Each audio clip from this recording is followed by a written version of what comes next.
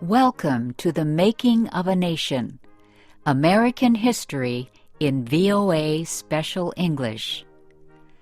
A new leader stood before the American people on March 4th, 1913. He was Woodrow Wilson, the 28th President of the United States. Wilson belonged to the Democratic Party. He was progressive in his belief that government should take an active part in efforts for social reforms. This week in our series, Kay Gallant and Harry Monroe begin the story of Wilson's presidency.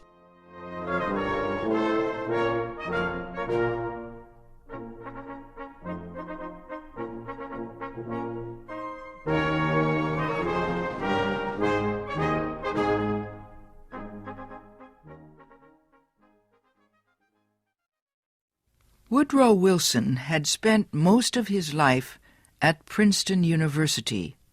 First, he was a professor. Then, he was university president.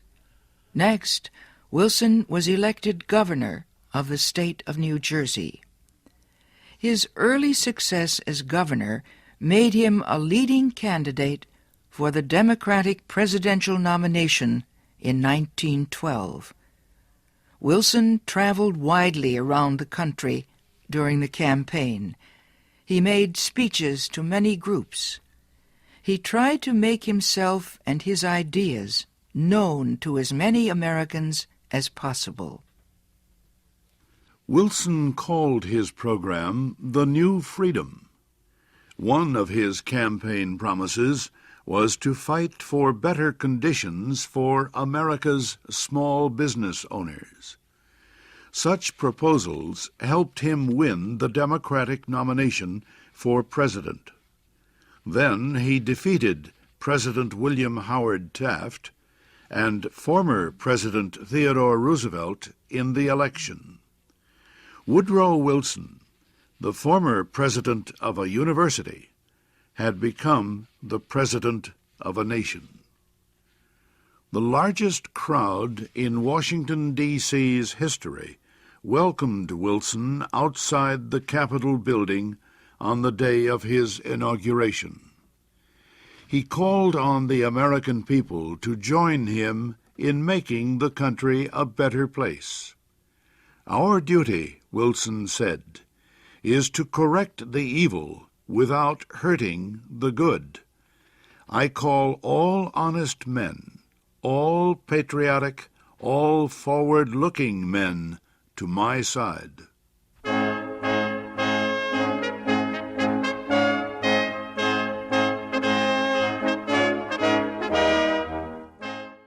Wilson wasted no time. He immediately called a special session of Congress to act on Democratic campaign promises to reduce import taxes or tariffs. Wilson felt strongly about the need to reform these taxes. He broke tradition by leaving the White House to appear before Congress in person to appeal for his tariff proposals. Many members of Congress opposed Wilson's plans, but the new president used the results of a Senate investigation to win the fight.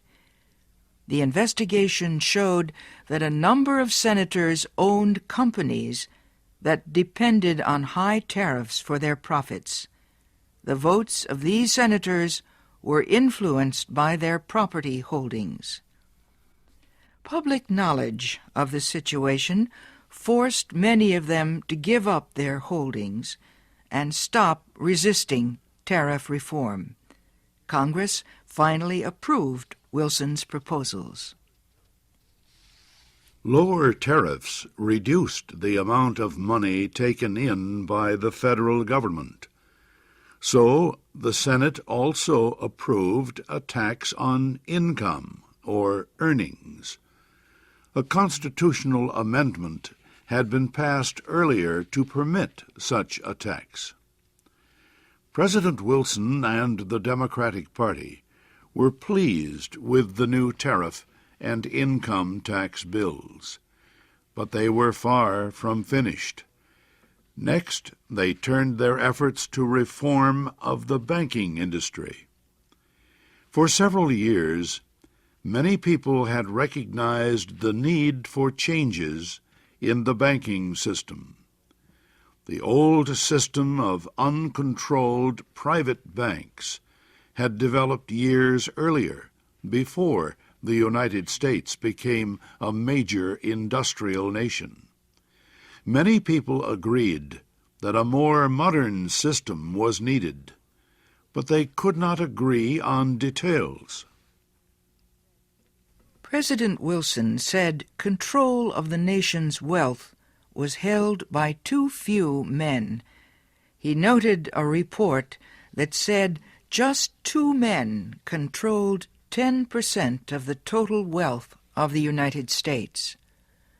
Wilson said the nation needed a money supply that could be increased or reduced when necessary to correct economic conditions. He said a method was needed to let banks help each other during economic emergencies. And, he said, laws were needed to prevent a few wealthy men from using the economic resources of the country for their own purposes. Finally, Wilson said the control of this system of banking must be public, not private. It must belong to the government itself. Wilson called his proposal for a central bank the Federal Reserve System. Under the plan, the nation would be divided into 12 areas. Each area would have its own Federal Reserve Bank. These area banks would not do business with the public. They would serve only as bankers' banks, and they would issue a new form of money supported by the federal government. Most important, the leaders of the new system would be chosen by the government, not by private business.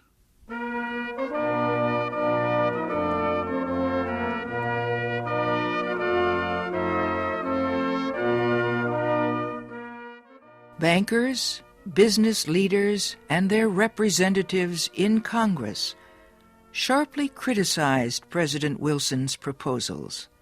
They said government control of the banking system was socialism, not capitalism. But Wilson refused to change his proposals, and he helped to lead the fight to make them law. Finally, Congress agreed. It did not take long for bankers to discover that the new system was much better than the old one. Today, the Federal Reserve System is one of the most important institutions in the United States. For Woodrow Wilson, the fight over the banking system was yet another political success. He had won major reforms in the nation's tariffs, taxes, and banking systems.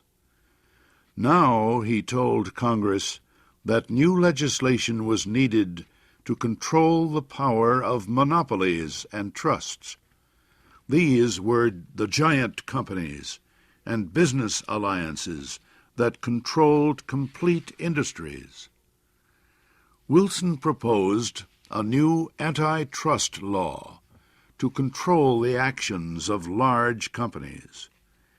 His supporters in Congress wrote a bill that listed a number of business activities that no longer would be permitted.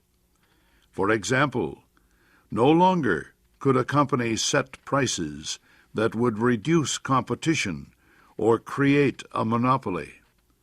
No longer could corporations buy stocks of competing companies.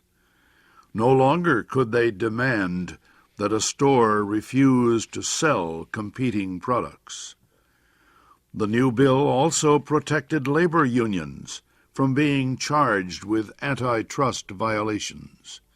It gave unions more power to organize and protect workers. At President Wilson's request, Congress also prepared a law that set up a government agency called the Federal Trade Commission. The commission was given the job of investigating wrongdoing in business.